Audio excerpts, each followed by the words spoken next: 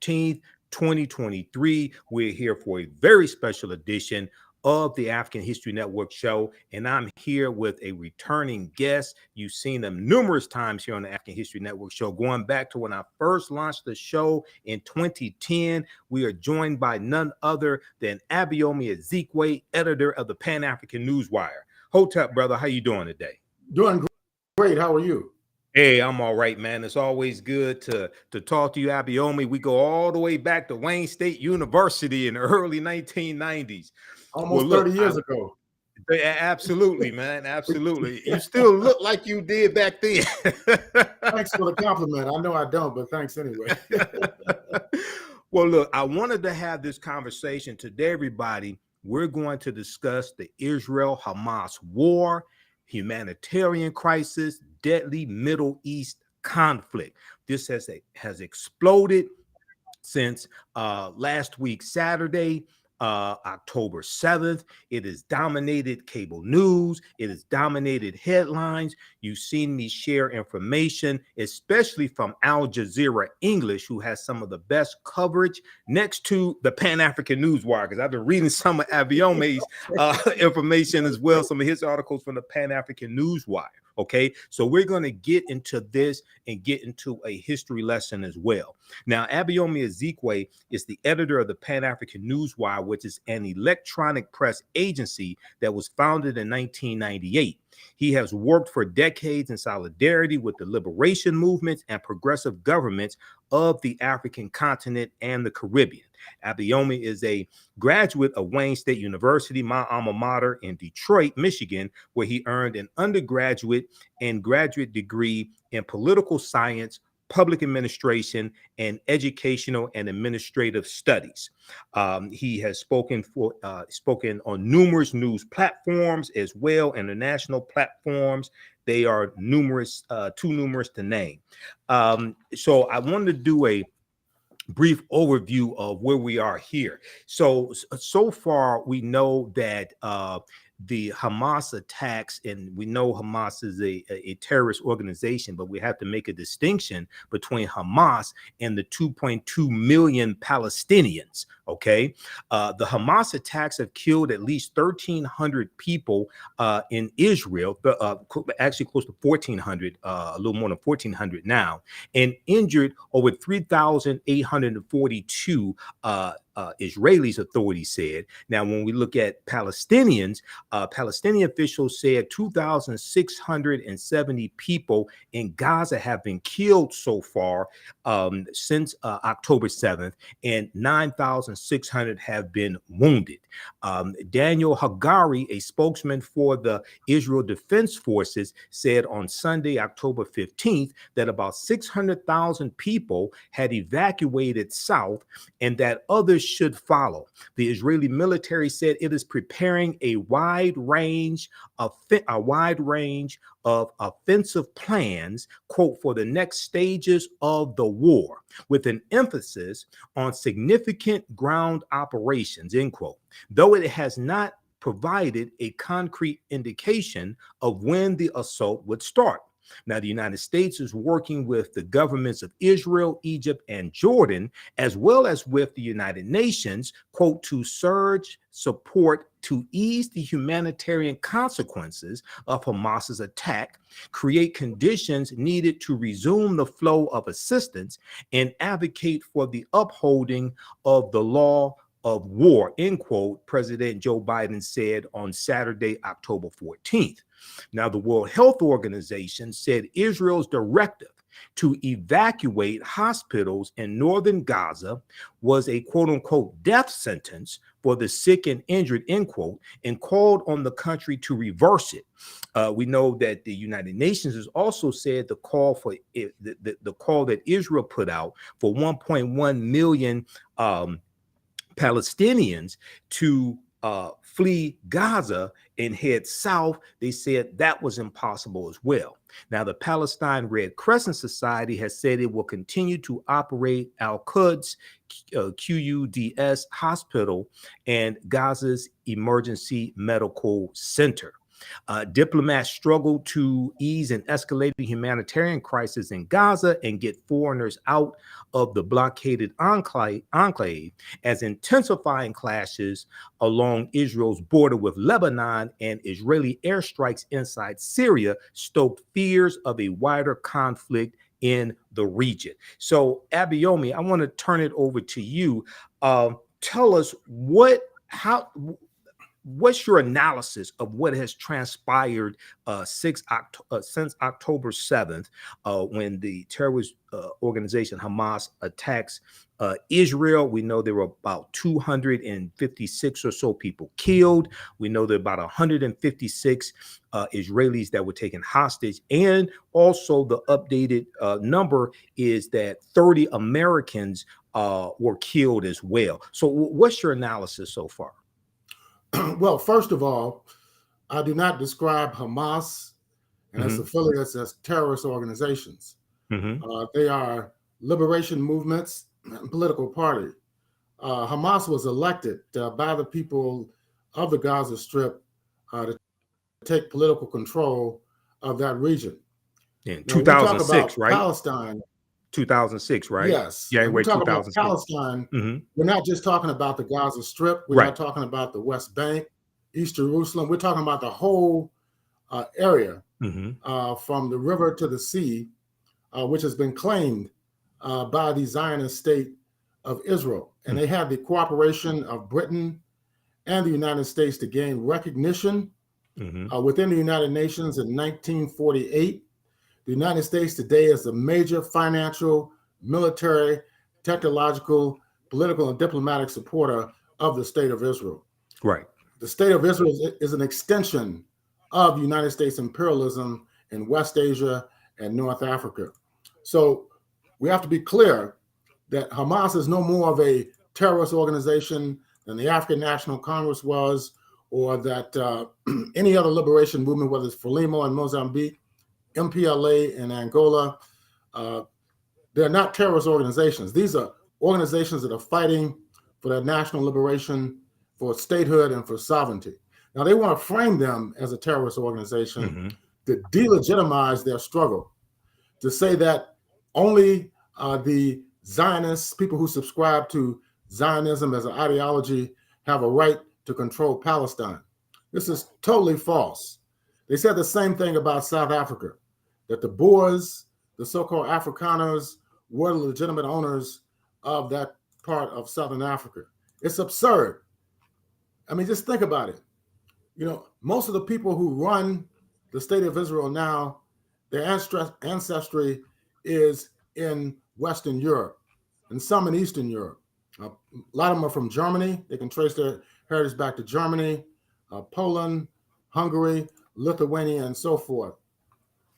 Traditionally, there was a Jewish community in that part of the world, and also in Africa as well. So this is what people need to understand. The original Jews, it's highly likely that they were African people, right? You know, from ancient Egypt, Ethiopia. There's people who like Colossus, and from Ethiopia. Israel. Exactly. So all these lines were drawn by the imperialist states. Even the whole concept of Palestine, for example, which described Israel prior to 1948. Go back and read the historical literature on that part of the world. It was not called Israel. It was called Palestine. All right. Right. So these are labels, these are names. And just to point out that there are Jewish people in Ethiopia, what today is considered Ethiopia, in East Africa. I've even met people from South Africa who say that their ethnic orientation also includes an adherence to what they consider to be Judaism. So these are very important to clarify these issues, because if you listen to certain people, they'll tell you that only the so-called Ashkenazis or Jewish people who have their origins in Europe are the real adherents to Judaism. That is not true. It's not true at all. A lot of Jewish people will tell you that they migrated into Europe, they intermarried with people from Northern Europe and Western Europe, and that's why they look the way they do today. So what has been happening is that since 1948, the state of Israel was recognized by the United Nations. At that time, the United Nations was pretty much an all-white organization. They had Liberia was a member, Ethiopia was a member, Haiti.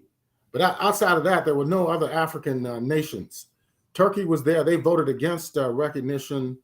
And there was also some Arab states that were there as well.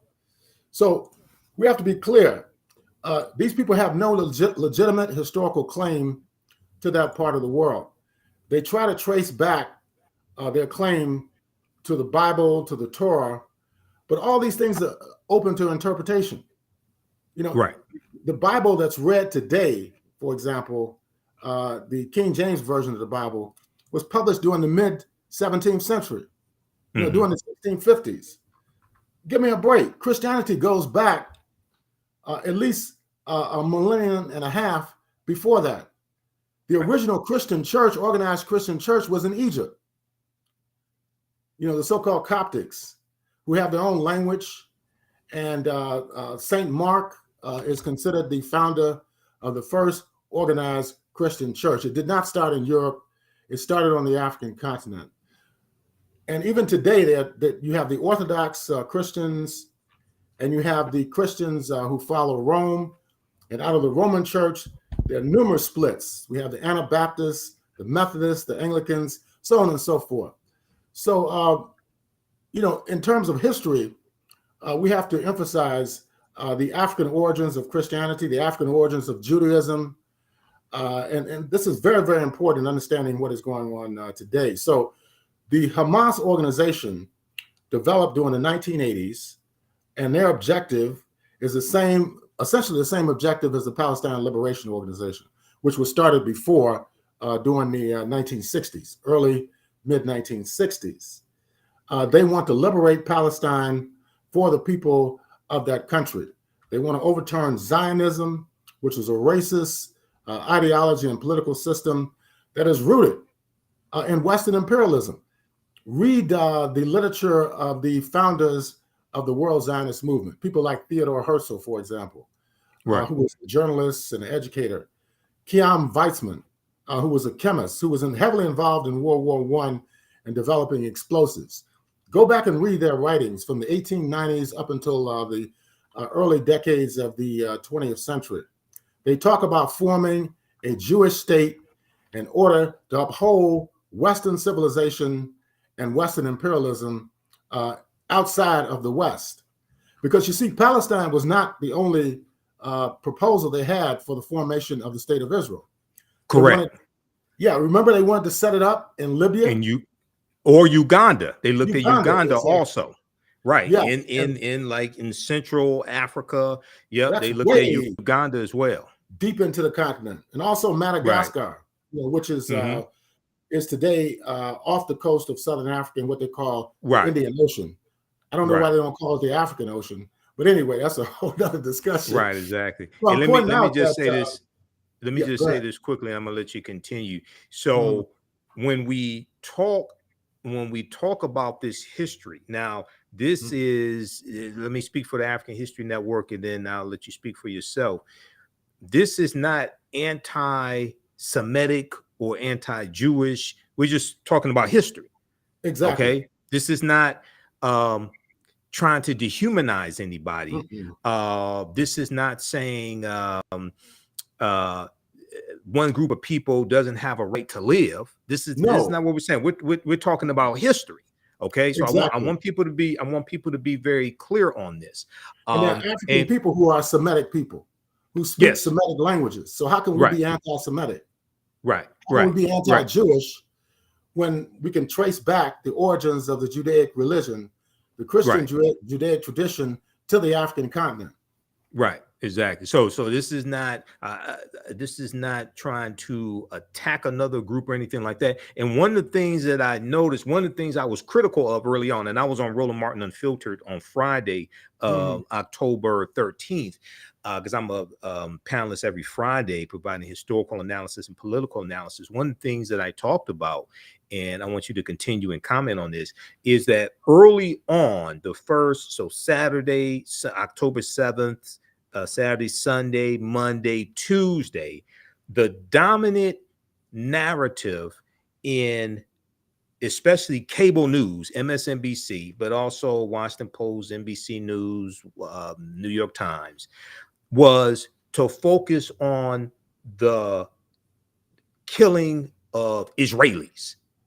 Exactly. And to a much lesser extent, that they talk about the Palestinians who were being killed and who have been killed, even if we just look at from 2008 to 2020, is about 5,500 Palestinians who've been killed compared to something like 500 Israelis. But around Wednesday, as the number of Palestinians being killed started to surpass the number of Israelis who have been killed since October 7th, because Israel has been firing hundreds of rockets into the Gaza Strip. Now it's something more than 2,400 Palestinians will be killed compared to about 1,400 Israelis just in this past, since October 7th. Now you start seeing a narrative shifting some. They've had to modulate and start talking about the humanitarian crisis in the Gaza Strip, the deaths of Palestinians, and things like that. So I have seen this shift. It's not as much as I think should happen, but I have seen a change. Go ahead and comment on that and continue your comments. Yes. Anytime oppressed people take up arms to fight for their liberation, the oppressors label them as terrorists. I've heard comments from Israeli officials referring to Palestinians as animals. This is to dehumanize the oppressed. This is to delegitimize the struggle of the oppressed people, to say that they're less than the oppressors and therefore they don't have the same equal rights. Israel is a Jewish state. It's primarily a European Jewish state. They have special roads, supermarkets, housing districts exclusively for Palestinians. Israelis have special favors and status within Israeli society. You have to look at the context under which the initial attack occurred. Right. They were having a festival, music festival, in southern Israel, right on the border with Gaza, where people are living in squalor. To have people who are living high on the hog and you don't have anything in your own country. That is right there something that could spark violence against the oppressors. And this has been going on for many, many years. It just didn't start on October the 7th. It's been going on for decades. In fact, there were massacres against the Palestinian people leading up to the declaration of the independence of Israel in May of 1948. There were forced removals of Palestinian people from their homes in the hundreds of thousands. And this was all sanctioned by the United Nations, and it was sanctioned largely by the United States government and the British government. Right. So these are important points to bring up, and it has nothing to do with saying that somehow European Jewish people have some special proclivity towards hatred and oppression. In fact, the Zionist movement, when it first started in the 1890s and the early part of the 20th century, was a minority movement. The majority of Jews in Europe in particular did not support it. This changed radically as the decades moved on, particularly after 1948. So today, what the Zionist ideologues and politicians try to advance is that if you oppose the state of Israel and its policies, it means that you're against the Jewish people. This is a convoluted effort, right, to build support not only externally but also internally within the Jewish community. In fact, some of the most harsh criticism and treatment against people who oppose Zionism are done by those within the Jewish community who have raised questions and who actually oppose the system that they have there now. So they attack each other. And you've seen it in the last year. Mm-hmm. There have been huge demonstrations in Israel, in Tel Aviv and other cities against the government of Benjamin Netanyahu. And it's divided Israeli society. Now, that division on the surface has nothing to do with the Palestinian question.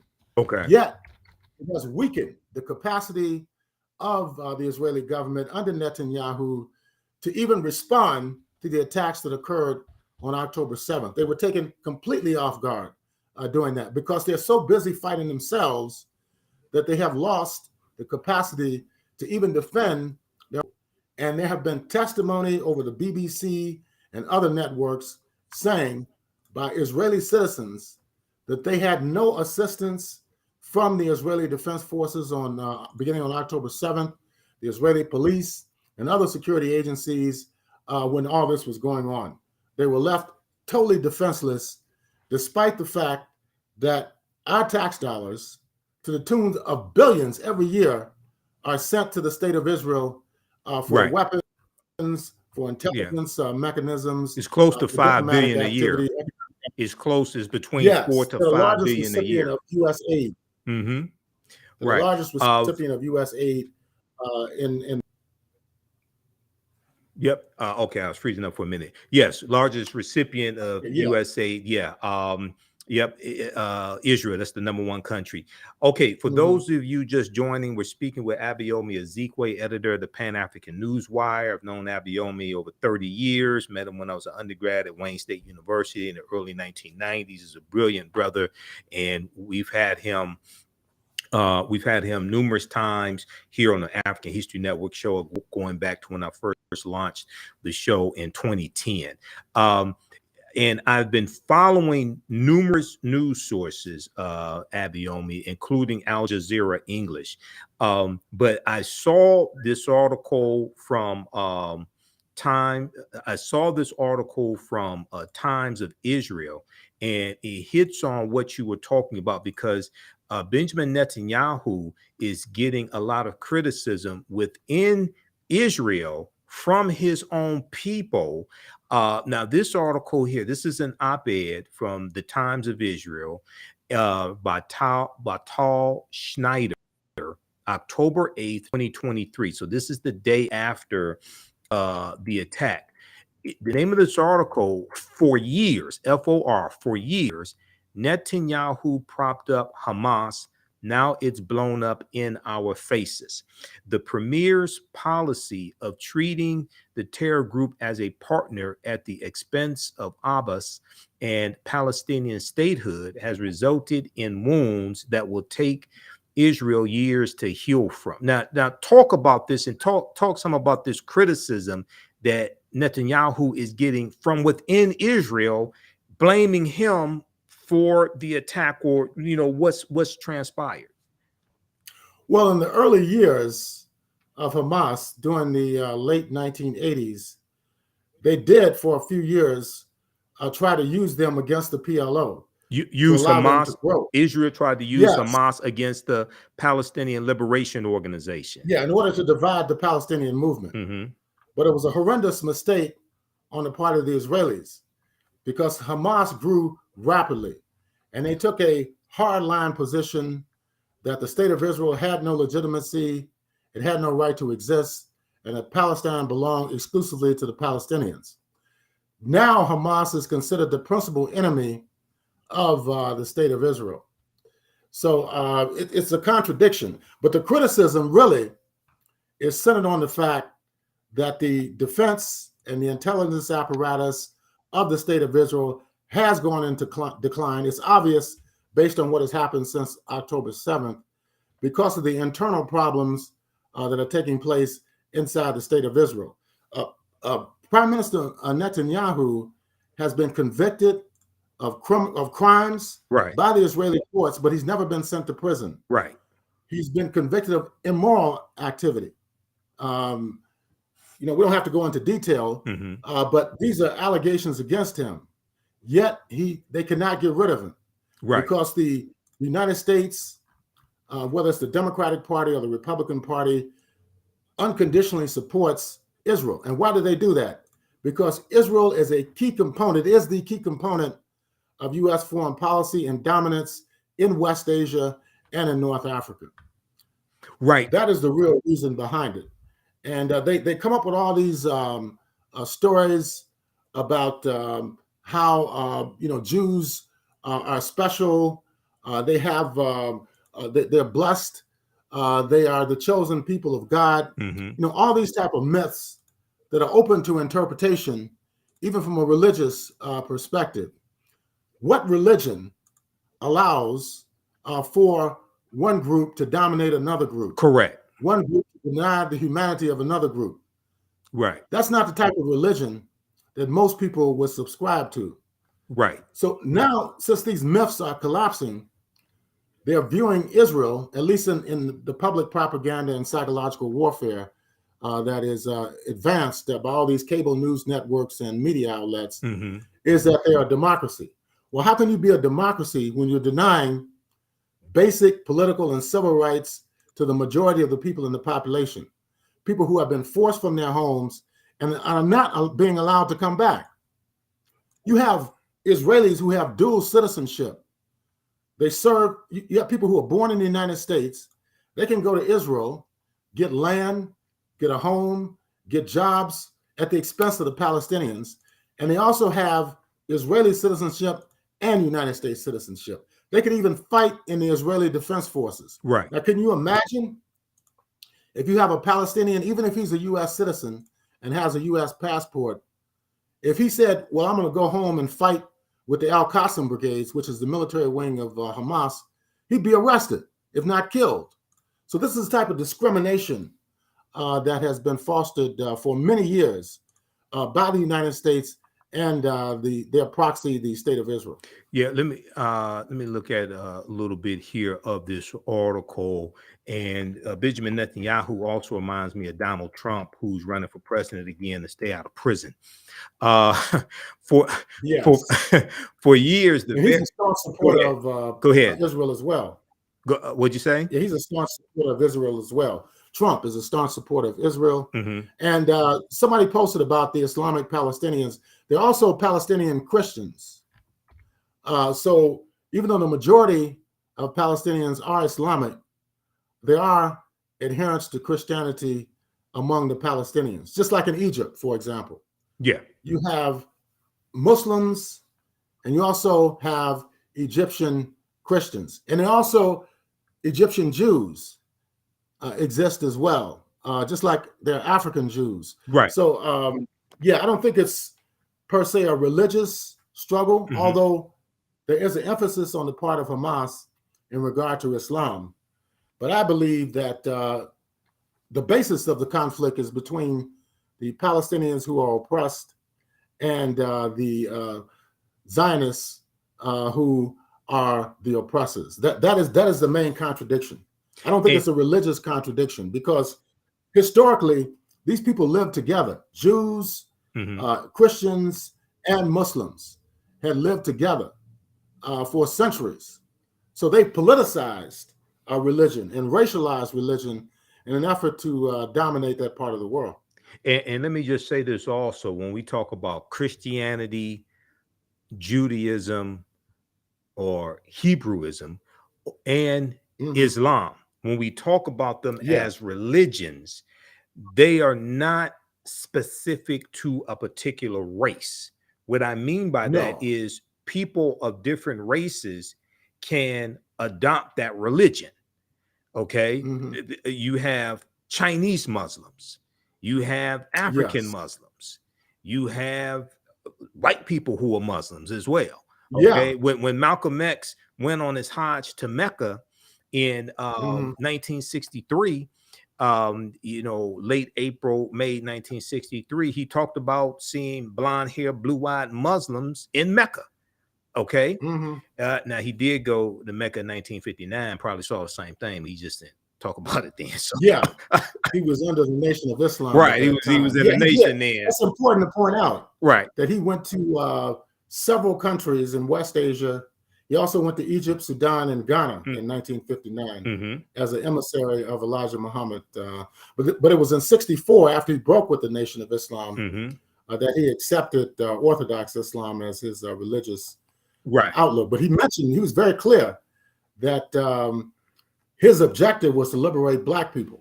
Right, absolutely, absolutely. He officially He officially separated from the Nation of Islam. I think it was March 8th, 1964. Yeah, March 8th, 64. Yeah. And then we know March 26th, 1964, he meets Dr. King for the first and only time at the U.S. Senate debate for the Civil Rights Act of 1964. And then during that debate. Yeah, during that debate. Right, exactly. They met for a couple minutes. And when Malcolm met Dr. King, he told Dr. King, and there's an article from the Washington Post that deals with this.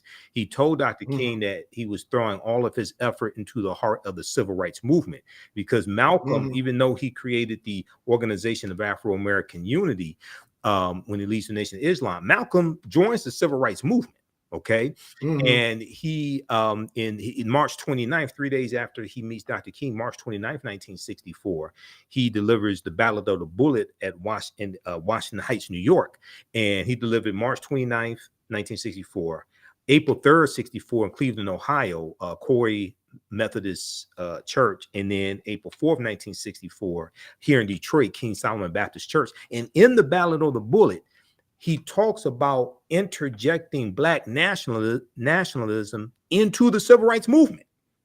Is in the speech. He talks about interjecting Black. That's one of the themes. Yeah, that's one of the themes of the speech. He's talking about interjecting Black nationalism into the civil rights movement, radicalizing Black nationalism, but he radicalizing the civil rights movement. But he also talks about registering African Americans to vote as independents. He talks about that in the speech as well. People think the Freedom Now Party. The Freedom Now Party was in the effort to build an independent Black-led party, and it was quite successful here in Michigan. But they changed the rules after the 1964 election, so they couldn't get ballot status.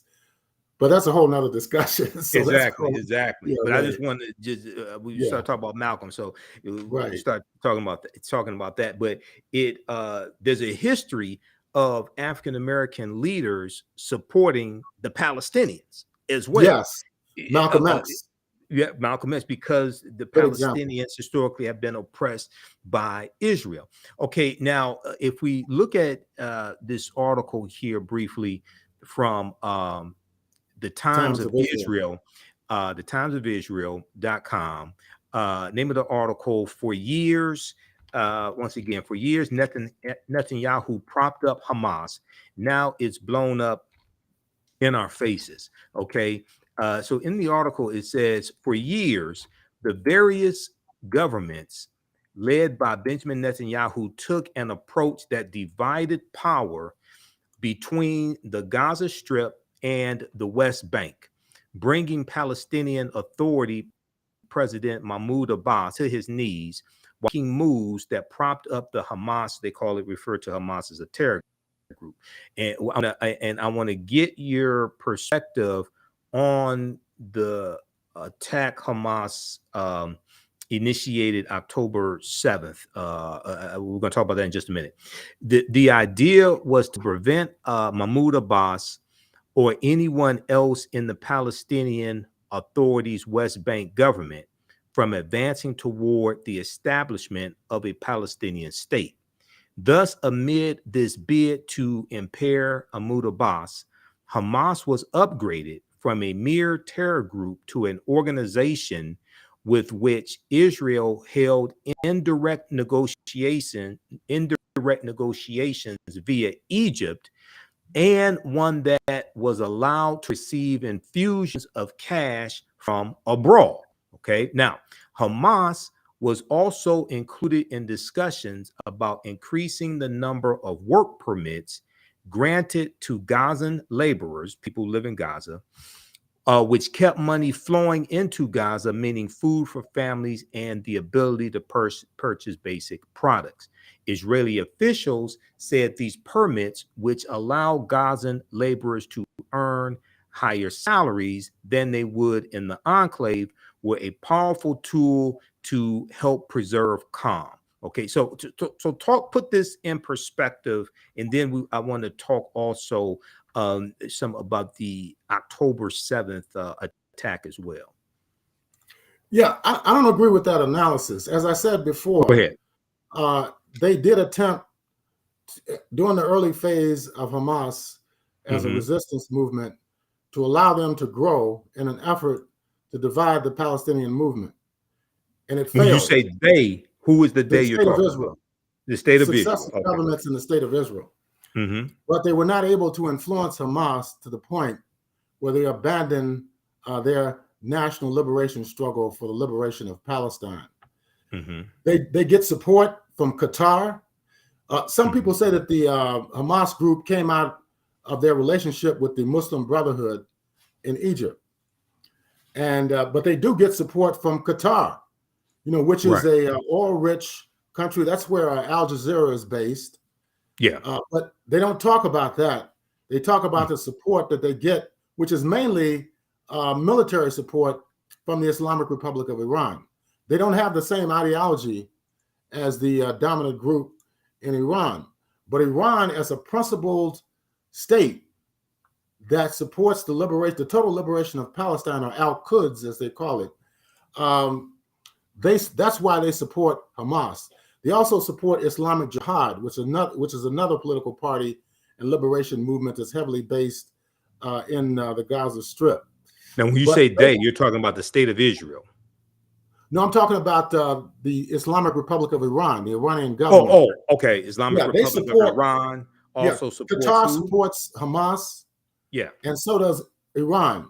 But I'm saying ideologically, the Iranian, they're Shia Muslims. Yes. And they tend to be a lot more internationalist in their approach. That's how they've grown over the last 43, 44 years.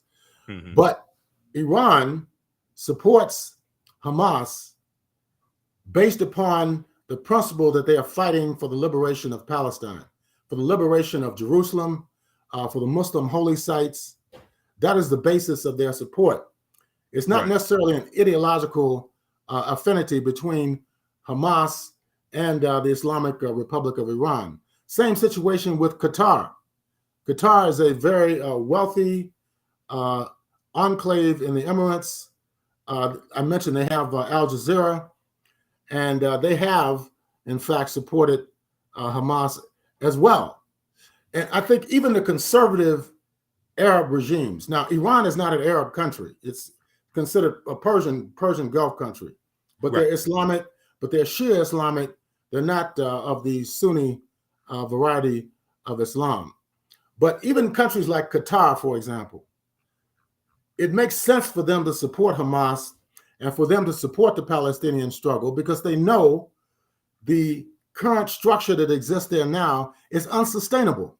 We've seen the contradictions just over the last 8 days, that the fact that they could break through the Iron Dome, the Israeli intelligence apparatus, the Israeli Defense Forces, and wreak havoc against the Israeli population and the military.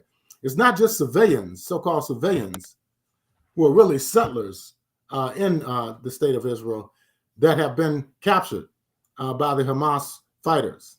There's also military personnel and intelligence personnel as well that are being held captive. I don't consider them hostages.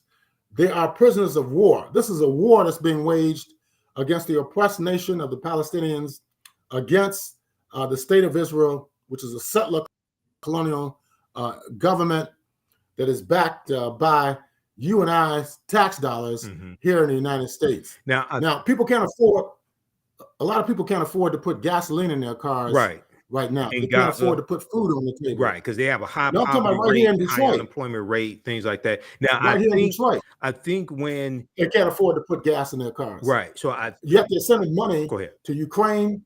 They're sending money to Israel to prop up these regimes. Right.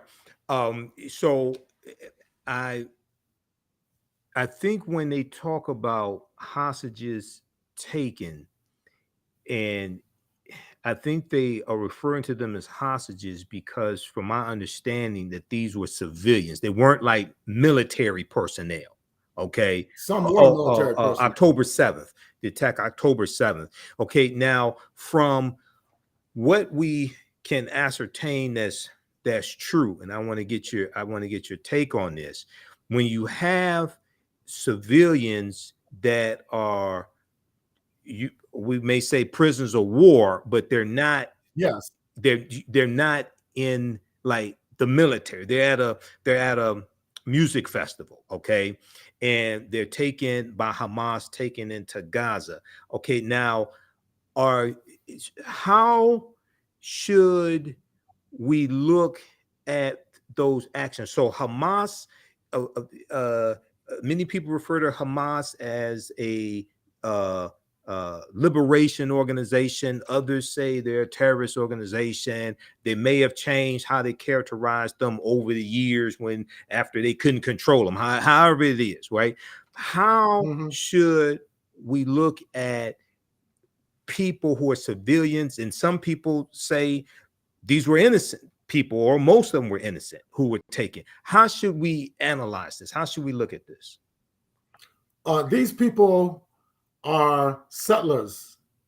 Their status and authority derives from the settler colonial regime of the state of Israel. They are prisoners of war. They are captives of war. Some of them are Israeli military personnel who were captured. Who were at the music festival? At the festival, they live in those kibbutz, Ashkelon, and other ones, which are in the southern part of what is considered the state of Israel. So yes, they are prisoners of war. And as such, they will be captured, and they can be held as bargaining chips in regard to any future developments with the state of Israel. For example, one Israeli soldier, right, a few years ago was traded, for 5,000 Palestinian prisoners. Yeah, I heard the that. Israelis have Something thousands like that. of Palestinian and other Arabs in Israeli military jails. They have no due process at all. Right. And it's not just what they're doing in Palestine. They have occupied southern Lebanon. They were driven out by Hezbollah in 2000, and then again in 2006 when they tried to come in. The Israelis occupy the Golan Heights in Syria.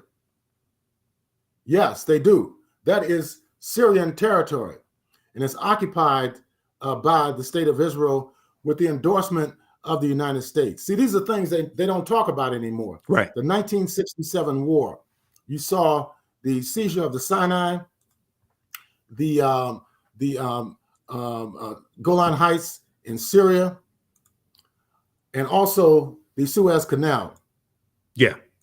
And they also annexed the Gaza Strip and the West Bank, which were connected with Egypt and Jordan. So Palestine is not what Israel defines it as being, the West Bank and the Gaza Strip. It is the entire Palestine. And of course, historically, it's connected with Egypt, right, which is in Africa. Right. Yeah, okay. It's right next to Egypt, and yes. Yep. And the only thing that really separates Africa from what has been termed as the Middle East is the Suez Canal, if I remember correctly. The Suez Canal, which was completed around 1859, because basically all that was part of Africa also. It is. Yeah. Who drew the lines? Who drew the lines to say that Palestine is not part of North Africa? I mean, give me a break. Where does Africa stop and where does Asia begin? West Asia, right, begin. And I'm going to. We can go back. We could go back and it's a lot of literature that substantiates the interconnectedness of these peoples. Right. Yemen, for example. There are Africans in Yemen that have been there thousands and thousands of years. Right. Okay. They didn't come from Ethiopia. They didn't come from Somalia. Yeah, I've met some of them.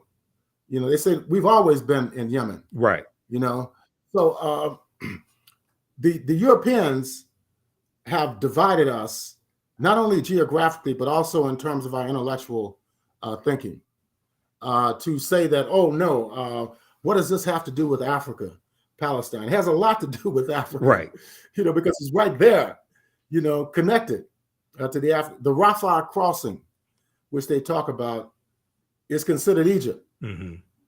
One side is Egypt, the other side is considered Palestine or Gaza or Israel.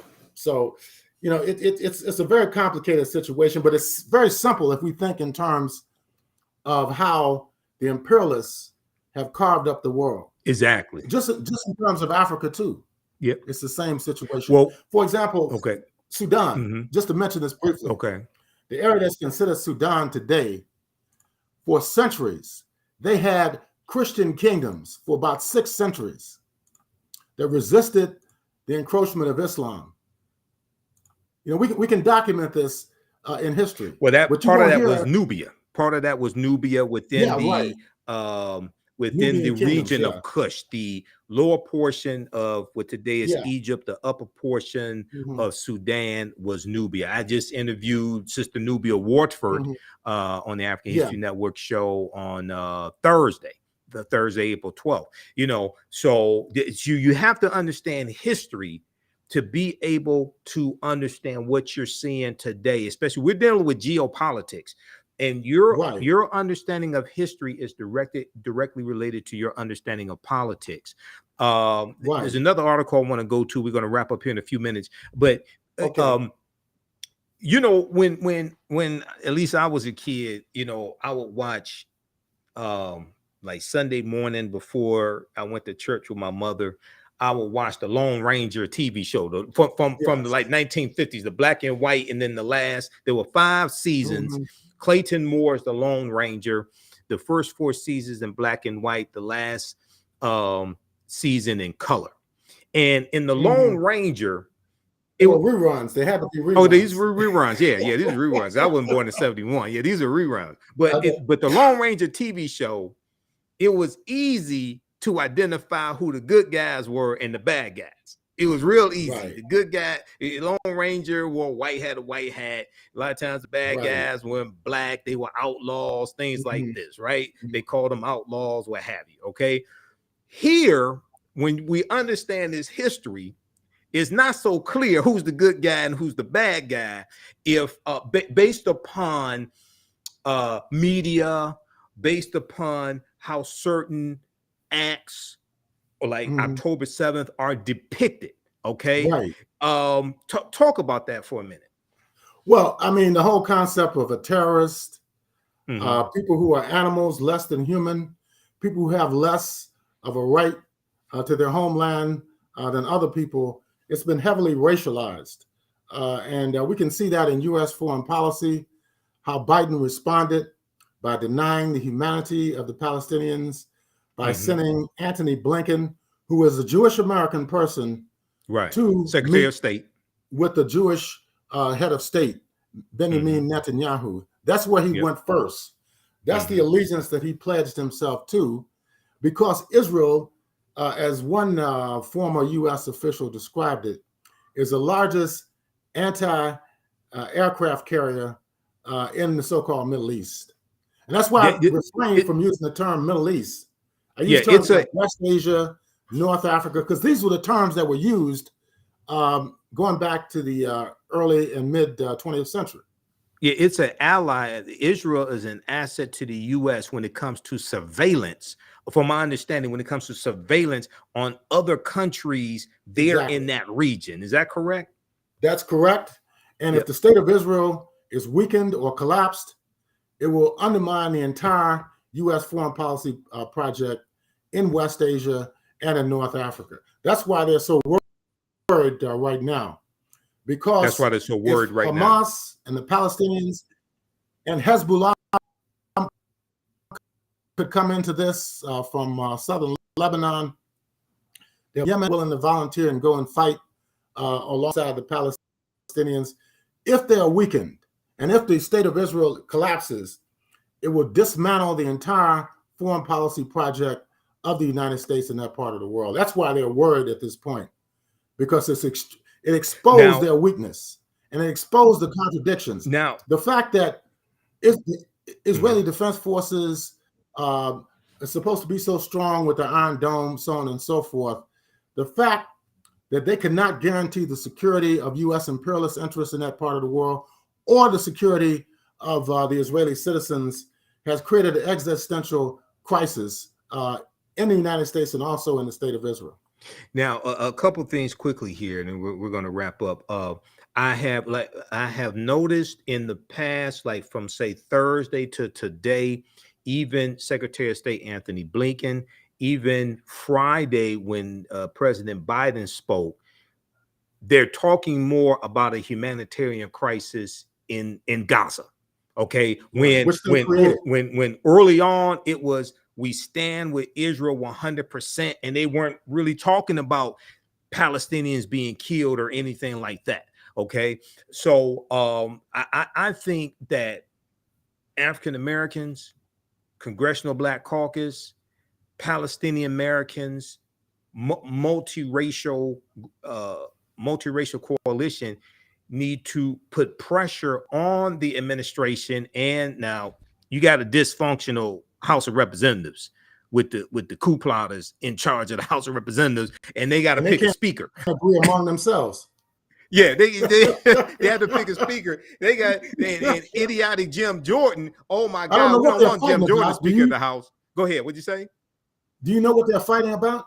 They seem to have the same ideology to me. If you find out, tell me what the issue is. Okay, so neither one. Jim Jordan, Steve Scalise dropped out because he couldn't unify the Republican Party. You got the extreme Freedom Caucus led by Jim Jordan. You got these coup plotters, conspiracy theorists. And then it doesn't look like Jim Jordan may be able to coalesce 217 people to vote for him, Republicans to vote for him, but it's going to be hard. But no business can take place in the House of Representatives until it gets a speaker. You have a speaker pro temp, Patrick McHenry, right now, but he doesn't have any power. No bills can get passed. Okay. And this is the dysfunction among Republicans. Now, I'm neither Democrat nor Republican, but sure as hell ain't stupid. I can see who consistently, overwhelmingly votes against our own interests, okay? And votes against interests of African Americans. And usually at the federal level, that's usually 9 times out of 10 is going to be Republicans. I don't agree with everything Democrats do, but generally speaking, I agree more with how they vote, generally speaking, than Republicans. One of the things that I heard, and you talked about taking hostages / prisoners of war. You refer to them as prisoners of war. The Hamas wants, from my understanding, so there's about 156 prisoners of war or hostages. Hamas, from my understanding, wants to exchange those for Palestinians who have been imprisoned in Israel. Okay. And you talked about how Palestinians are being imprisoned in Israel without a trial, without any type of due process. Talk about that for a minute, because that gets left out of the narrative. Oftentimes that's on MSNBC, unless like someone like of Arabic ancestry, like a Mehdi Hassan or Ayman Mohadeen, brings that up. Talk about that. Yeah, well, you don't have a right to imprison somebody from another nation that's fighting for their liberation. That's common. I mean, we saw that in South Africa, in Namibia, Zimbabwe. One of their main objectives was to free their political prisoners. So even in this country, of Hamas, one of the main objectives of Hamas is to free political prisoners, Palestinian political prisoners. Yeah, you don't leave your fighters behind. Okay. And in terms of the Congress, unfortunately, only Cori Bush, who's an African-American woman, congressman from St. Louis, issued a statement alongside Rashida Tlaib, who's from the 12th district here in Detroit, calling for some shift in foreign policy by the United States towards the state of Israel and Palestine. Unfortunately, people like Hakeem Jeffries keep saying that Israel is our friend. This is absurd. For somebody whose ancestors came to this country in the bowels of slave ships, he should know instinctively that he should be supporting the oppressed people against the oppressors.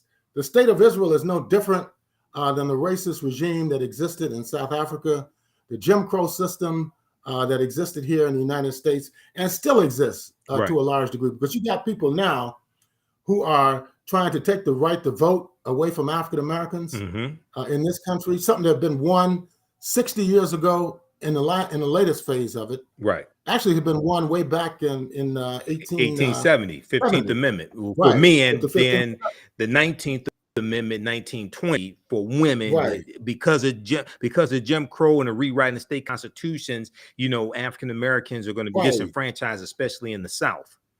Look at this case now that's going on in Alabama and Louisiana, where they don't want to redraw districts where Black people can elect their own representatives to Congress. This is still going on in 2023. Right. So for people like Hakeem Jeffries to be supporting Biden's policy in regard to Palestine, in regard to Ukraine, that's doing nothing to put any money in the pockets of African American people in this country, is absurd. And he needs to be called on that question, you know, because there's no benefit for Black people in this country to be supporting a right-wing Nazi-influenced regime in Ukraine, to be supporting a settler colonial racist regime in Palestine. So either they should be voted out of office, or they should change their policy, their foreign policy in particular, that supports war and that disenfranchises and disempowers Black people in this country. Yep, they need to be called out on this. Many is not just the Congressional Black Caucus; it's both Democrats and Republicans largely. Chuck Schumer, he's over there now. So let me say, unfortunately, the optics don't look good. Right, they really don't look good at this point. Yeah. Let me say this quickly. When we talk about Representative Hakeem Jeffries, I agree with him 9 times out of 10. He's brilliant. His uncle is one of my teachers, Dr. Leonard Jeffries. Okay. Well, people like Leonard Jeffries, what is their position on Palestine? I haven't talked to Dr. J specifically about this. Most likely he sides with the Palestinians. I really hope so. Yeah, just like I really hope so. Yeah, because but Dr. J is not he needs to talk to his. I didn't know. He needs to talk to his nephew. Yeah. Dr. J is not a politician. He's a historian. So this is the narrative coming from the U.S. government that Representative Hakeem Jeffries is echoing, and the whole, because I saw members of the Congressional Black Caucus stating the position of the U.S. government as if it's their position, things like this. And I'm like, no, that doesn't, no. Israel is treating the Gazans, or the people, or the Palestinians, the people of Gaza, they're treating them the same way this country treated African Americans during segregation. Yeah. Okay. And still treat them that it's like colonialism. So it's like, why the hell are you supporting something like that? It said, no, you have to be bold enough to stand on principles. And now I think it's important for us to say, okay, we respect humanity, and we're not saying that one person's life is more of that, or one group's life. I'm not saying the lives of Palestinians is more important than the lives of Israelis, or vice versa. Okay, or vice versa, right? I agree. And what I saw early on from a lot of people in mainstream media, especially cable news, is just highlighting the killing of Israelis, and they were almost silent on Palestinians being killed for decades. I know, and they do the same thing here. Yes, look how many Black people get killed every day in the streets of the United States. But let a white person get killed, and it's always more important. That we get killed by the police, we get killed by each other because of psychological issues, mental health issues, economic issues. But it's not a major crisis until a white police officer is killed, or some other white official or ruling class white person is killed, then it becomes a major issue. So, we have to reorient our thinking in that Right. regard. And we have to hold these elected officials accountable, and Definitely. and both Republicans and Democrats. Okay. I Yes. just want to read this headline here in just a second, maybe have you comment on this, and I want you to tell people how they can read the Pan-African Newswire and how they can All right. financially support the Pan-African Newswire, because I know all that research don't happen for free. Okay. and you and I, we don't do this for the money, but it sure as hell takes money to do this. Uh-huh. Okay. So when we look at so we talked about colonialism, we talked about the mistreatment of the Palestinians.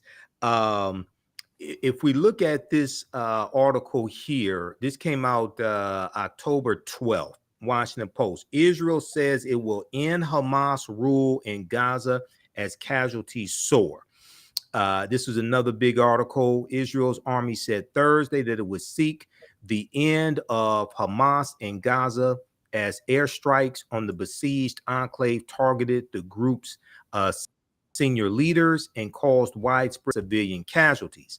The intensifying conflict with Hamas comes as a shaken Israel wrestles with the aftermath of an attack that saw the group's militants stalking civilians and soldiers throughout Israeli border communities Saturday. So that was going back Saturday, October 7th, killing more than 1,000 and kidnapping scores more in one of the deadliest attacks in Israeli history. The unprecedented incursion has left the region reeling, upending a years-long stalemate between Israel and Hamas, which effectively rules the Gaza Strip and its population of more than 2 million civilians. It's 2.2 million. I'm going to show a map here of the Gaza Strip of Gaza in just a minute. Very small strip of land. Say it again. It's a very small strip of land. It's considered the largest and most dense open-air prison in the world. Open-air prison, and exactly. Right. Yep. Israeli leaders are foreshadowing a ground invasion aimed at permanently changing the status quo, in marked contrast with past incursions that left Hamas in place. Okay, so go ahead and comment on this. Everybody read these articles as well. Go ahead and comment on this, and then let people know how they can read the Pan-African Newswire and how they can financially support the research and what you do.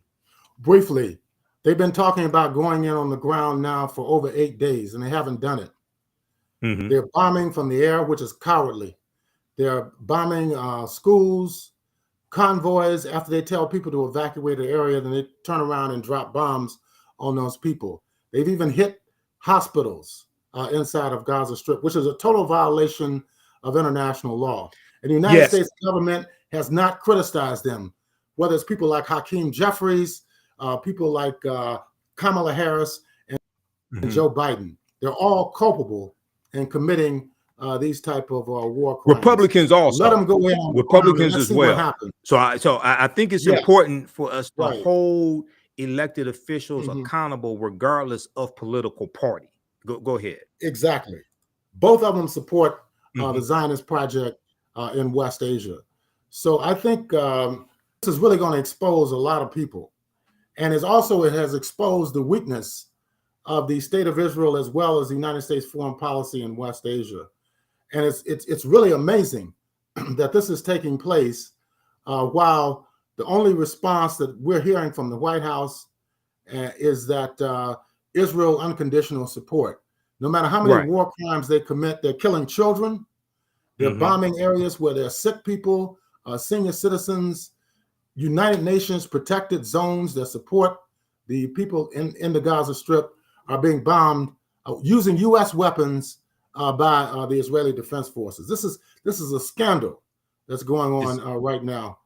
Exactly. So, but anyway, people can reach us. Go ahead. Logging on to the Pan-African Newswire, and that's panafricannews.blogspot.com, panafricannews.blogspot.com.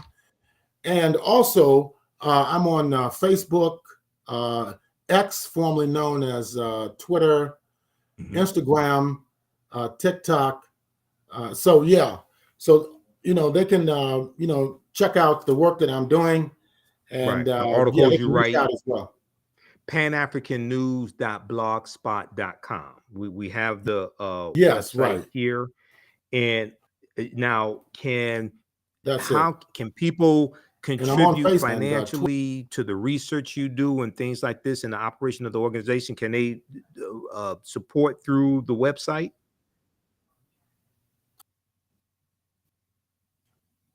Or how can they support? Let me put it like that. No. This is the work. They can support by reading, and they can support by doing research and Okay. sharing also the social media post, the web Okay. post, so other people can read this information. I mean, it's amazing. Last month was like the highest number of views that the Pan African Newswire received in its 15-year, more than 15, actually, it's almost 18-year history. So Okay. it is growing. The That's viewership good. is growing, and also frequently I get invited, to radio stations and TV stations Yes. like yours, Yes. whether it's Press TV, whether it's Sputnik Radio out of Washington D.C., WPFW in Washington D.C., which is a part of Pacifica Radio, and others, webinars. Haven't you been on Al Like Jazeera also? Al Jazeera TV? Yeah, I have Have you been been? on there in the past, not as frequently Yeah. now, but Okay. yeah, I've been on Al Jazeera, RT, Yeah. TVC, which is based in Nigeria, and Right. others. Right. Now, just so people can understand this geographically, okay, this is courtesy MSNBC, whether they know it or not. Yes. Gaza evacuation area. So we see Gaza Strip, and so it's about 140 square miles or so, 144, 2.2 million people densely packed into that area. You see, is right next to Egypt. Right. Okay, Egypt is in North Africa. All right. Exactly. So these, I mean, all that Who was drew the Africa line? before all that was Africa before the I Suez know. Canal. The imperialists drew those lines. Well, the Berlin Conference of 1884 Right. and 1885, 14 European nations, they meet in Berlin, Germany, and they carve up Africa into colonies. And most of the geographical boundaries that exist in Africa today came from that Berlin Conference. There was no African representation there. But I want people to see this geographically. And for those who are confused, Egypt is still in Africa. Just so Yes. who think Egypt is part of this fictitious Middle East or something like that. No, Egypt is part of Africa. Okay. Of course. All right. Goes back thousands and thousands and thousands of years. Various Absolutely. civilizations, languages, all that. So that's our land. So we should definitely be, and even if you say Palestine is not part of Africa, they're still neighbors, and we should be concerned about what's going on in our neighbors' communities. Absolutely. And everybody also now with us, I mean, it costs money to operate the African History Network. I'm broadcasting right now. I'm not broadcasting directly through Facebook. I'm broadcasting through Restream and YouTube. That costs $179 a month, the package that I have that I'm using to broadcast right now and do rebroadcast for this network. Okay. So you can support us, $, the AHN show through Cash App and through PayPal, paypal.me/the AHN show. Visit our website, theafricanhistorynetwork.com, theafricanhistorynetwork.com. Also, you can register for my online courses. I'll tell you about in just a minute when we get finished here with Abayomi. Well, look, brother, keep up the good work. You shared some valuable information with us, and all the lives of people of different ethnic groups, religions, races, everybody's life is equal. Okay. So we can't and this is one of the big criticisms I've had of the media going back to October 7th, where they just want to talk about Israelis who were killed. Right. And even I heard one Jewish reporter, even today, he said, well, when you look at 1,400 Israelis killed, there's 10 million people in Israel. He said, proportionally, that's the largest killing of Israelis or Jews since the Holocaust. Okay, but wait a second. Okay, but wait a second. Yes, that's a tragedy for those who were innocent to be killed. But wait a second. You've had over 2,400 Palestinians killed, and it's 2.2 million Palestinians in Gaza. Okay, so that's a greater proportion. Exactly. Why isn't that emphasized in the media? That's a greater proportion. Occurred in Europe. It did not occur in Palestine. Yeah. It was in Germany, Poland, Hungary. That's where those millions and millions of Jews were killed between 1933 and 1945. So why put a state in the middle of millions and millions of dark-skinned people as opposed to putting it in Germany, Hungary, and Poland? Because they didn't want a lot of European Jews in the United States and in Western Europe after World War II. That is the reality of the situation. And they have told the Jewish people that Israel is some type of homeland or haven for the Jewish people, when in fact it's turning out to be another death trap for the Jewish people.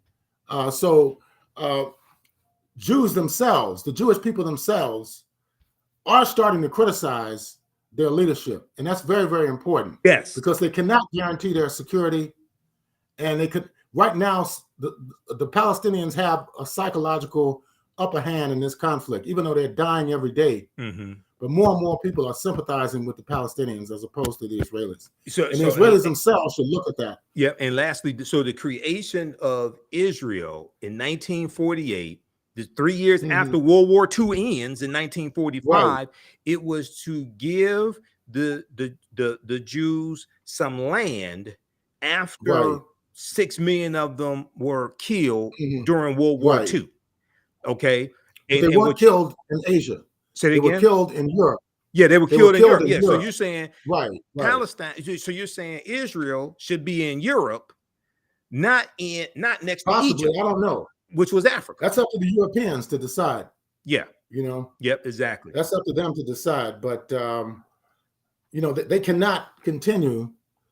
Even the Israeli citizens themselves had a wake-up call last week because they were calling in the Israeli Defense Forces, the police, all these security agencies, and they were nowhere to be found.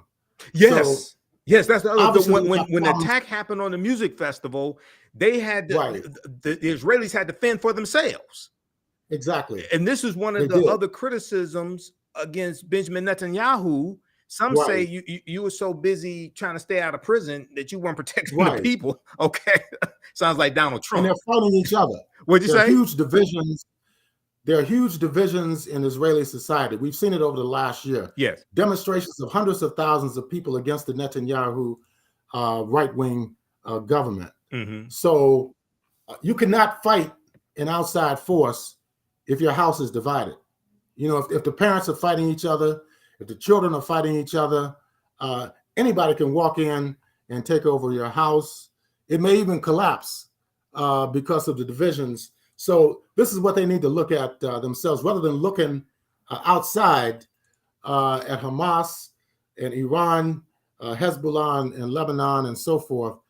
They need to look internally and try to figure out how to move forward as Israelis in this new political situation. All right. Well, look, Abayomi, it's always great talking to you, man. Sorry we kept you so long. We're going to let you go, man. Okay. No problem. And we'll bring you back soon. Okay. Everybody, please support PanAfricanNewsWire.blogspot.com. Take care, Abayomi. Have a good day. Okay. You take care as well. All right. Peace. All right. All right, everybody. That was Abayomi Azikiwe of the Pan-African Newswire. Visit our website, TheAHNShow.com. I got another article I'm going to show you quickly here. Visit our website, TheAHNShow.com, TheAHNShow.com. Register for the online history courses that I teach. We have some great information for you. This also helps to support the African History Network, helps to support the research that I do, helps us stay on the air, keep paying the bills, etc. Okay. Listen to the African History Network show Sundays, 9 p.m. to 11 p.m. Eastern Standard Time. We broadcast on our social media platforms. 9:10 a.m. Superstation I was on for 7 years. They did a format switch. They're now conservative talk radio. So they got rid of all their hosts. Fine with me, because I got more followers on social media than they did. On Saturdays, I teach ancient Kemet, one of the regional names for Egypt, the Moors, and the Ma'afa, understanding the transatlantic slave trade, what they didn't teach you in school. This is originally it was a 12-week online course. This time around that I'm teaching this about 20 weeks. So I'm saying this is a 12 module online course, okay? Because some of these just like this past Saturday, Saturday, October 14th, we did 3 hours. Okay. Now we do the sessions live. All the sessions are archived and recorded. You can go back and watch it anytime. So a year from now, 2 years from now, you still have full access. You can go back, watch the entire course. We deal with thousands of years of history and what leads up to the transatlantic slave trade taking place. The class is on sale, 54% off. It's regularly $130. It's on sale, $60. As soon as you register, you can start watching content. We had a great class. Yesterday, we dealt with the decline of Moorish power in Spain, why the Moors lost power. We talked about the Knights Templar, and how we dealt with Freemasonry as well. We dealt with a number of topics. We got into Christopher Columbus and the African Holocaust, slavery and the rise of European capitalism by Dr. John Henrik Clarke. All of that. Okay. On Sundays, I teach Black resistance movements from the Haitian and U.S. Civil War, Civil Rights Movement, and Black Power Movement, 1800 to 1968. Okay, now, created both of these classes. I'm a historian that studied history 30 years, a little more than 30 years now. And the first class, I've been teaching that since 2017 on and off. Okay.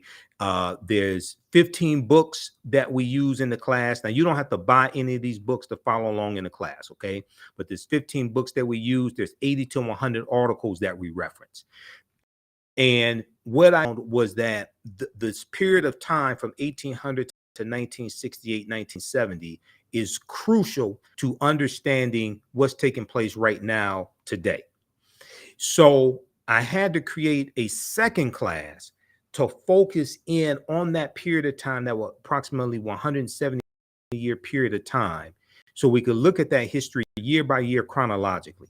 So with the Haitian Revolution and the Louisiana Purchase of 1803, because those two events are related, and we go through and we look and see what leads up to the Civil War taking place. We look at the Compromise of 1820, the Texas Revolution, 1836, Mexican-American War, 1846-1848, the Treaty of Guadalupe Hidalgo of 1848, where the U.S. gets the territory that makes up California, Arizona, New Mexico, Colorado, Utah, and Nevada from Mexico to get that for $15 million. We look at the Kansas-Nebraska Act of 1854, the Compromise of 1850, which consisted of 5 bills to organize the land that the U.S. gets from Mexico. That 5th bill, which made up the Compromise of 1850, was the Fugitive Slave Act of 1850, which went farther than the Fugitive Slave Act of 1793.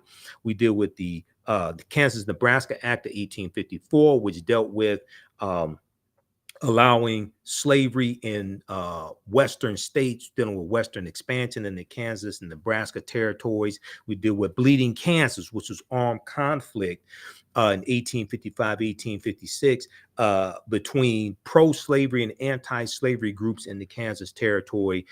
We deal with the election of Abraham Lincoln as a candidate for the Republican Party as a direct backlash to the Kansas-Nebraska Act. The Republican Party is going to be founded in 1854. We deal with the Civil War, 1861, 1865, Reconstruction era, 1865, 1877, 13th Amendment, 14th Amendment, 15th Amendment, Northwest Ordinance of 1787, which is what the 13th Amendment is based upon. We talk about the Freedmen's Bank being created, the U.S. Bureau of Freedmen, Refugees, and Abandoned Lands, 1865, the collapse of Reconstruction, 1877, with the Compromise of 1877, the deal made between Republicans and Democrats for if Rutherford B. Hayes, who was the Republican candidate, if Democrats allow him to become president, because neither Rutherford B. Hayes nor Samuel J. Tilden had enough. Well, hold on, we got something playing. I gotta see what this is playing. Okay, neither Rutherford B. Hayes nor Samuel J. Tilden had enough electoral college votes to become president-elect. And hold on, there's some video playing. Just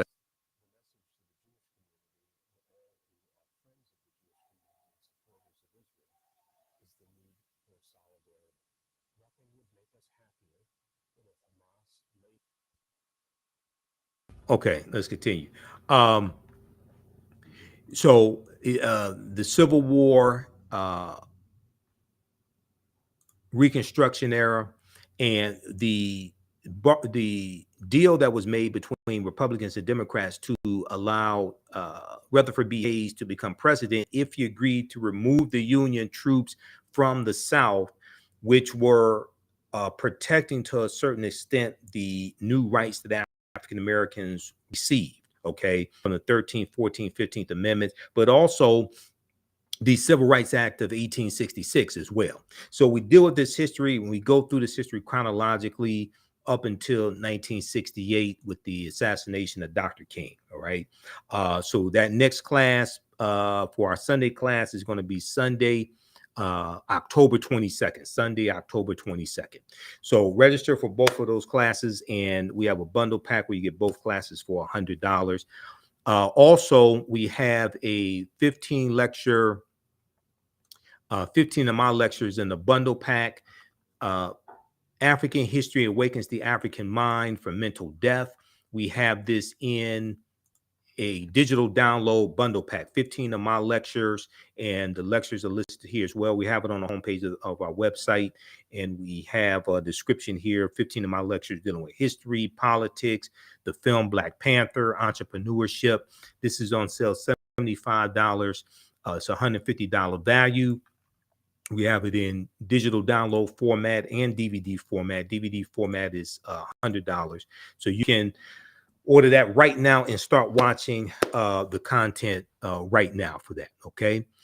Lastly, this article here is from, there's an article from history.com, which deals with the creation of the state of Israel. Now, this is not the Israel of the Bible.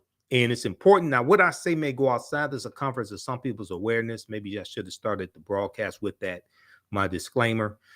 I may say some things that are outside the circumference of your own awareness just because you disagree with them or think they're not true. Does not mean that they're not true. Just means you have to do some research to understand what I'm talking about. Okay. So history.com, official website of the History Channel, May 14th, 1948. May 14th, 1948, State of Israel proclaimed. Now, this is not the Israel of the Bible, and we have to make a clear distinction between world history and religious literature. World history is in world history books. Religious literature is in religious literature books. If you go to a historical museum, especially a historical museum that deals with world history and different cultures, different periods of time, ancient history. Generally speaking, do you realize that you usually don't see biblical characters in world history museums? There's a reason why. Unless they have a special section in the World History Museum for biblical characters. Generally speaking, you don't see biblical characters in world history museums. On May 14th, 1948, in Tel Aviv, Jewish Agency Chairman David Ben-Gurion proclaims the state of Israel, establishing the first Jewish state in 2,000 years, establishing the first Jewish state in 2,000 years. Ben-Gurion became Israel's first premier. Now, in the distance, the rumble of guns could be heard from fighting that broke between Jews and Arabs immediately following the British Army withdrawal earlier that day. Egypt launched an air assault against Israel that evening. Egypt launched an air assault against Israel that evening. Despite a blackout in Tel Aviv and the expected Arab invasion, Jews celebrated the birth of their new nation, especially after word was received that the United States had recognized the Jewish state, especially after word was received that the United States had recognized the Jewish state. At midnight, the state of Israel officially came into being upon termination of the British mandate in Palestine. Modern Israel has its origins in the Zionism movement, established in the late 19th century by Jews in the Russian Empire who called for the establishment of a territorial Jewish state after enduring persecution. So this is what Abayomi Azikiwe, editor of the Pan-African Newswire, was explaining this background history. Modern Israel has its origins in the Zionism movement, established in the late 19th century, the late 1800s, by Jews in the Russian Empire who called for the establishment of a territorial Jewish state after enduring persecution. In 1896, Jewish Austrian journalist Theodor Herzl, Herzl, published an influential political pamphlet called The Jewish State, which argued that the establishment of a Jewish state was the only way of protecting Jews from anti-Semitism. Okay? The political pamphlet, The Jewish State, argued that the establishment of a Jewish state was the only way of protecting Jews from anti-Semitism. Theodor Herzl became the leader of what's known as Zionism, convening the first Zionist Congress in Switzerland in 1897. Now, Ottoman-controlled Palestine, the original home of the Jews, was chosen as the most desirable location for a Jewish state, and Theodor Herzl unsuccessfully petitioned the Ottoman government for a charter. Now, as Abayomi Azikiwe was saying, the Holocaust, which took place during World War II and before World War II, so 1933 to 1945, the Holocaust did not take place in the area where Israel is and Palestine. It took place in Europe. It took place in France. It took place in Germany, took place in Poland, etc.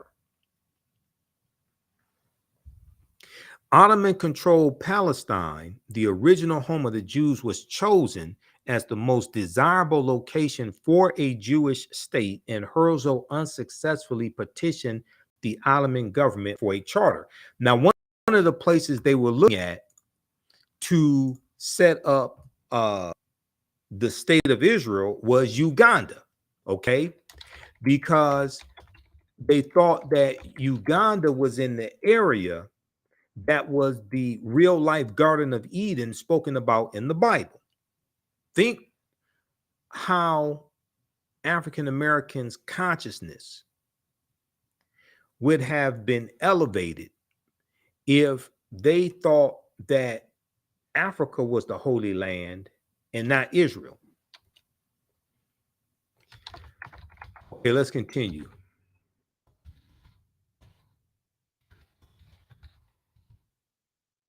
And I'm trying to pull up something.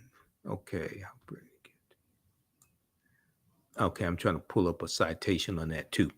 All right, now, after the failed Russian Revolution in 1905, growing numbers of Eastern European and Russian Jews began to emigrate to Palestine, joining the few thousand Jews who had arrived earlier.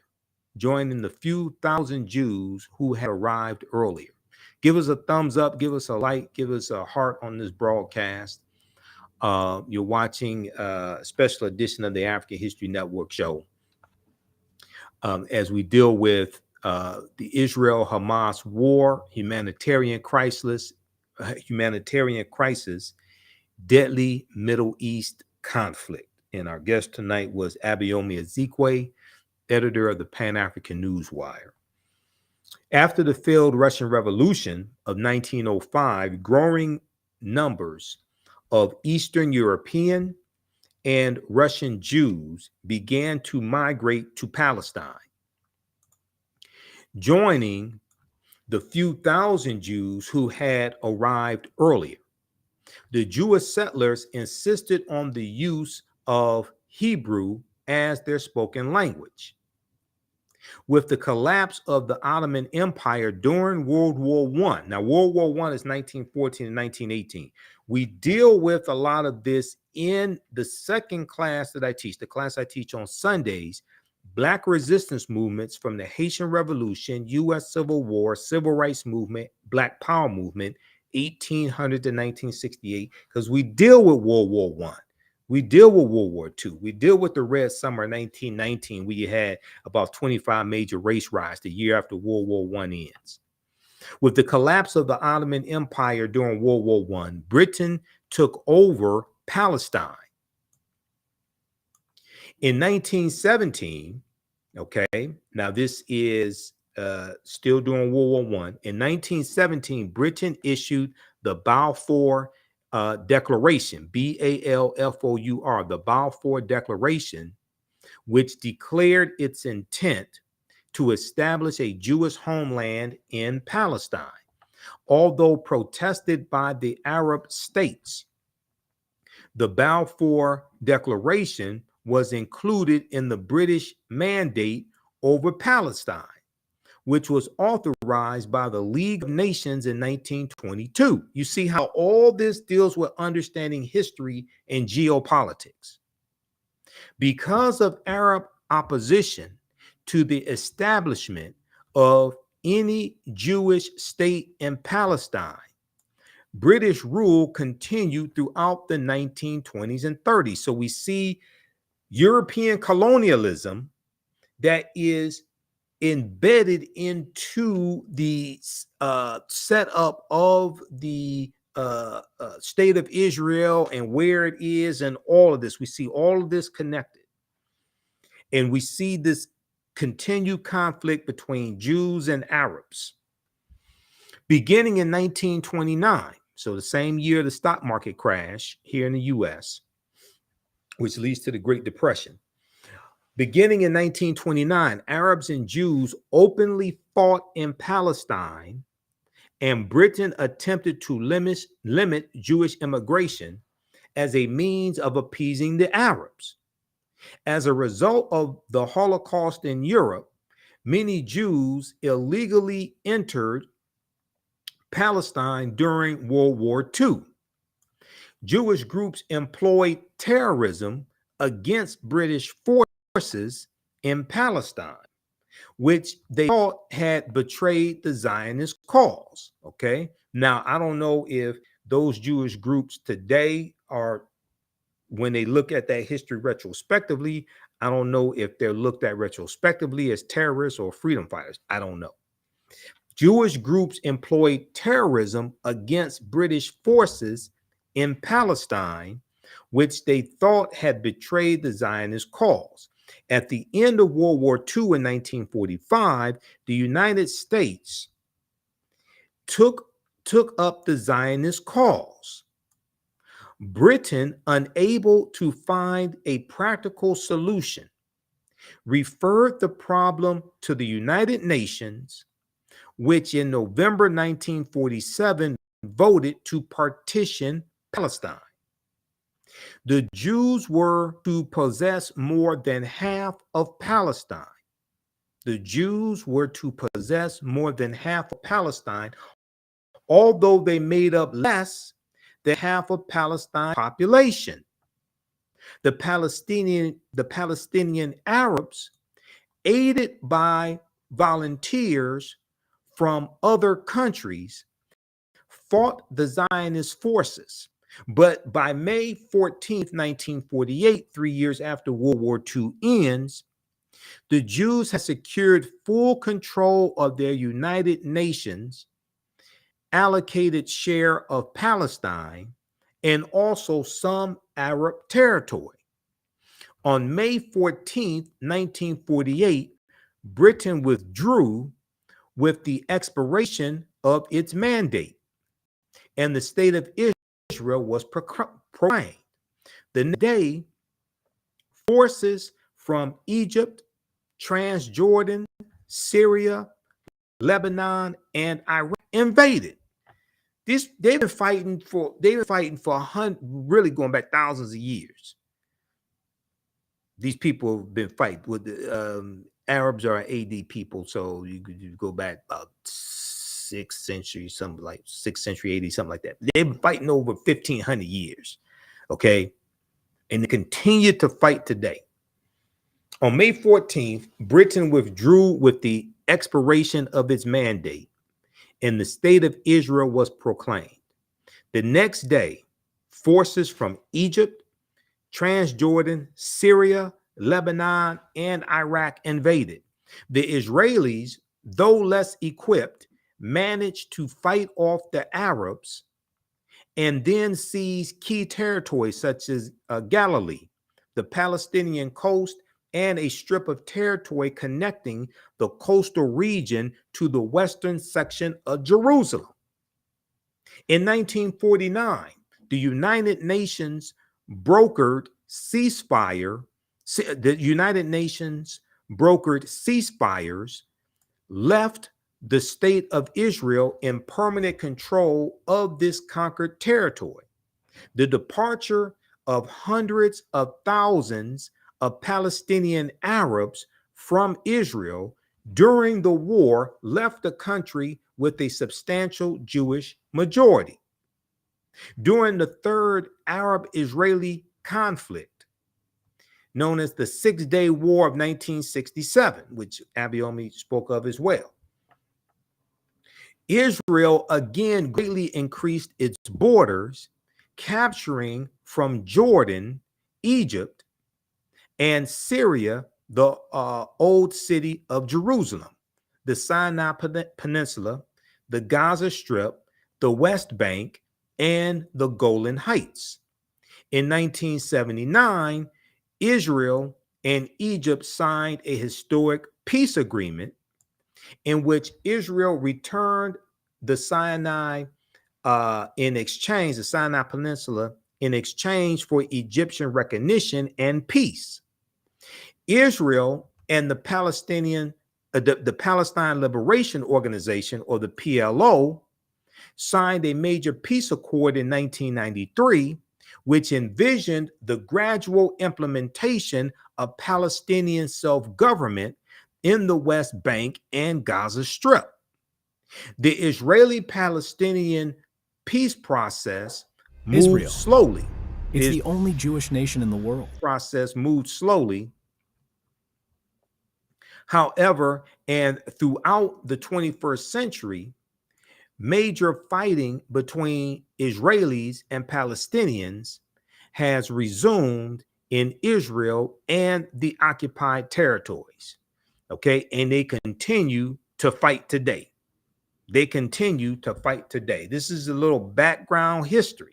Now, your understanding of politics is directly related to your understanding of history.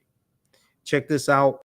This day in history, May 14th, 1940, State of Israel proclaimed.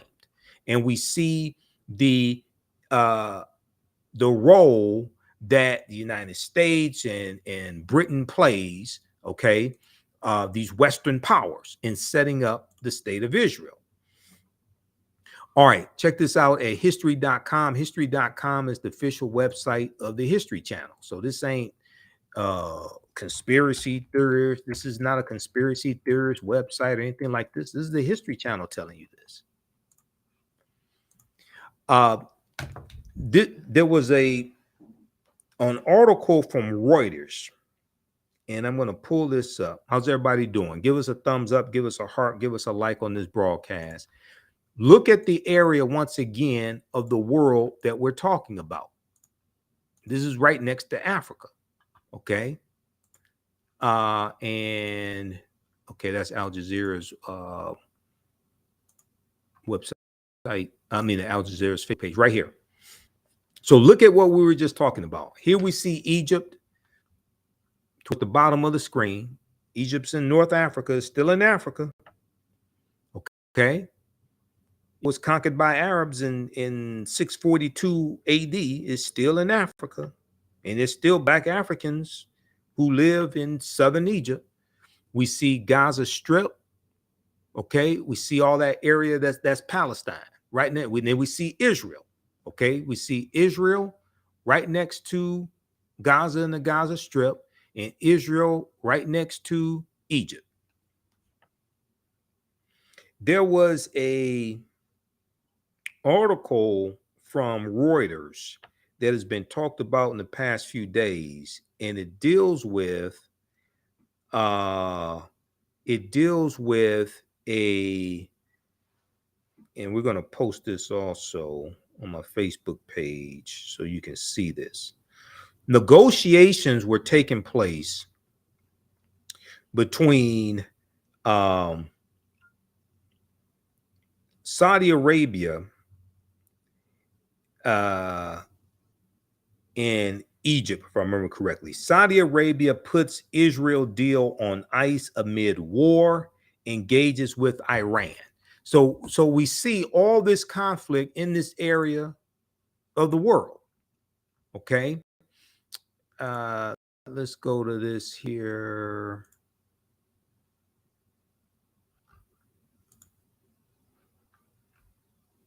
Let's look at this. Read this article from Reuters.com. And a lot of people are saying that, okay, now a lot of experts are saying, so now this conflict here, this Israel-Hamas war is going to disrupt these negotiations. Saudi Arabia puts deal on ice amid war, engages with Iran, sources say. The conflict has also pushed the kingdom to engage with Iran. Saudi Crown Prince Mohammed bin Salman took his first phone call from Iranian President Ibrahim Raisi as Riyadh tries to prevent a broader surge in violence across the region. Okay, so this is a piece from Reuters, and I'll tell you the date of it as well. Okay, Saudi Arabia puts Israel deal on ice.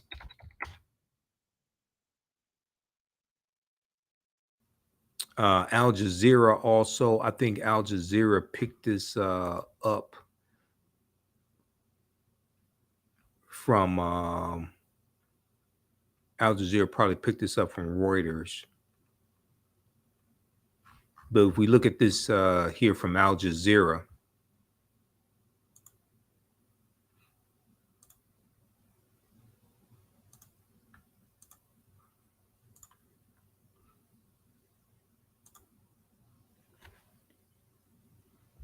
all right, now let's see here.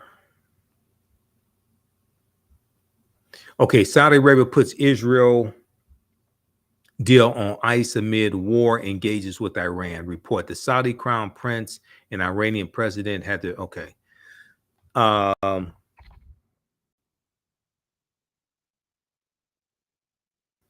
Saudi Arabia is putting United States-backed plans to normalize ties with Israel on ice. Two sources familiar with Riyadh's thinking told Reuters news agency, signaling a rapid rethink,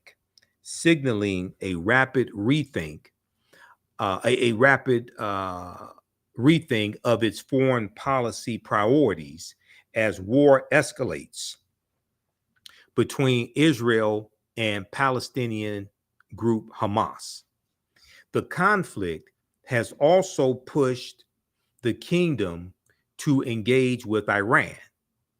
Saudi Crown Prince Mohammed bin Salman took his first phone call from Iranian President Ibrahim Raisi as Riyadh tries to prevent a broader surge in violence across the region. The two sources told Reuters there would be a delay in the U.S.-backed talks on normalization with Israel, which was a key step for the kingdom to secure what Riyadh considers the real prize of a U.S. defense pact in exchange, until Iran-backed Hamas sparked a war on October 7th by launching a devastating attack on Israel. Until Iran-backed Hamas sparked a war on October 7th by launching a devastating attack on Israel, both Israeli and Saudi leaders had been saying they were moving steadily towards a deal that could have reshaped the Middle East. So many experts on the Middle East and Middle East politics think that part of the motivation for this October 7th attack was to disrupt these talks that were taking place between Saudi Arabia and Israel. Okay. Both Israeli and Saudi leaders had been saying they were moving steadily towards a deal that could have reshaped the Middle East. Saudi Arabia, the birthplace of Islam, and home of its two holiest sites, had until the latest conflict indicated it would not allow its pursuit of a U.S. defense pact to be derailed, even if Israel did not offer significant concessions to the Palestinians in their bid for statehood, sources had previously said. But an approach that sidelined Palestinians would risk angering Arabs. Okay, but an approach that sidelined Palestinians, and the majority of the Palestinians are Arabs, but an approach that sidelined Palestinians would risk angering Arabs around the region, as Arab news outlets broadcast images of Palestinians killed in Israeli retaliatory airstrikes. Hamas fighters killed more than 1,300 Israelis in their October 7th attack, and more than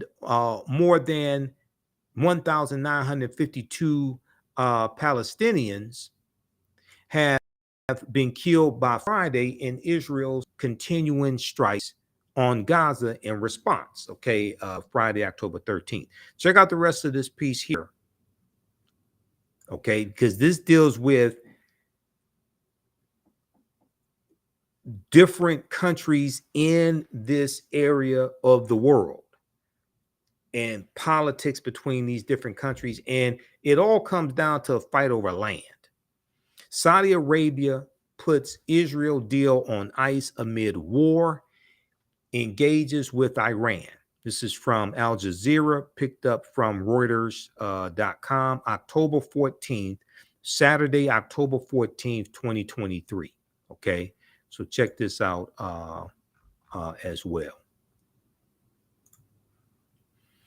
All right, if you like this type of information, if you learned anything today, please support the African History Network. This helps us keep doing the research, stay on the air, help finance the research, pay for all these services that I use to keep us going.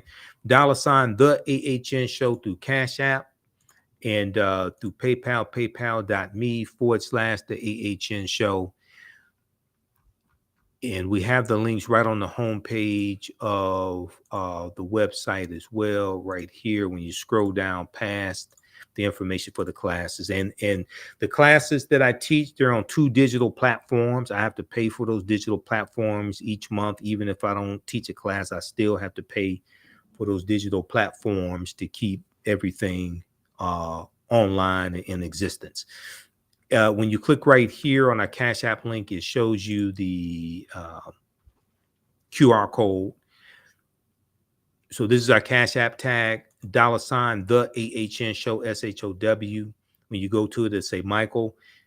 These 2 here and others are fake African History Network Cash App accounts. Ours is $ the AHN show, SHOW. That's our Cash App tag. There's about 5 fake African History Network Cash App accounts I've identified. So they're using variations of our tag. See, our tag here is $ the AHN show, SHOW. So I'm still trying to get those shut down. Here's our PayPal tag, and then also register for the online classes that I teach as well. All right, look, we have to get out of here. Remember, at the African History Network, we focus on educating, empowering, and inspiring people of African descent throughout the diaspora and around the world, because right now it's correct wrong behavior. It's not over till we win. Wakanda forever. And we'll talk to you next time. Peace.